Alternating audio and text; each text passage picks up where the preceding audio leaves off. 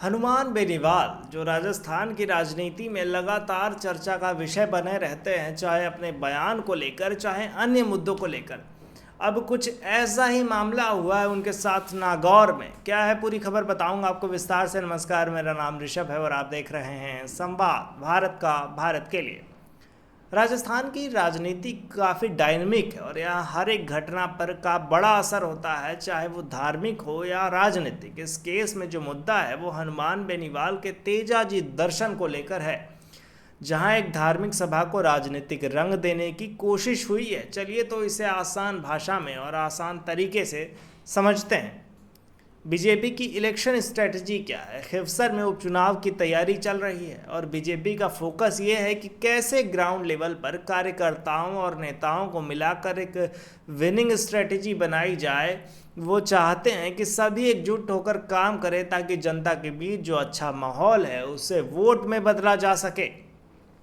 हनुमान बेनीवाल ने कुछ विवादित बयान दिए थे जिनमें उन्होंने बीजेपी को लेकर गलतफहमी पैदा करने की कोशिश की। उन्होंने कहा था कि भोपा जी को बीजेपी का दुपट्टा जबरन पहनाया गया, लेकिन भोपा जी ने खुद इस बात का खंडन किया। इसका मतलब है कि बेनीवाल की बातें सच्चाई से मेल नहीं खा रही हैं और इससे बीजेपी को आने वाले चुनाव में फ़ायदा हो सकता है।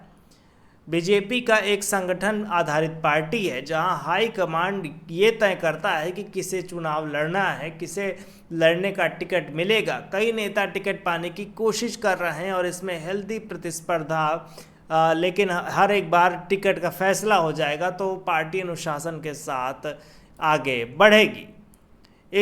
हर चुनाव में कुछ लोग को टिकट न मिलने से नाराज़गी होती है, लेकिन टेम्प्रेरी है। ये नाराज़गी जो होती है वो टेम्प्रेरी होती है, बाद में वो फिर से बीजेपी के साथ ही हो जाते हैं। जब चुनाव नज़दीक आते हैं तो सभी नेता कार्यकर्ता एकजुट हो जाते हैं और पार्टी के उम्मीदवार का समर्थन करते हैं। इसी से बीजेपी के जो है स्ट्रेटजी इस तरीके से नज़र आती है। यही कारण है कि बीजेपी अन्य जगहों पर काफ़ी पास होती जा रही है। पर अब ज्योति मिर्धा और जो है हनुमान बेनीवाल को लेकर जो मुद्दा चल रहा है वो बेहद संजीदा है, क्योंकि ज्योति मिर्धा ने ये बयान दिया है कि 2 बार तो आप सफल हो गए पर इस बार ऐसा नहीं होगा।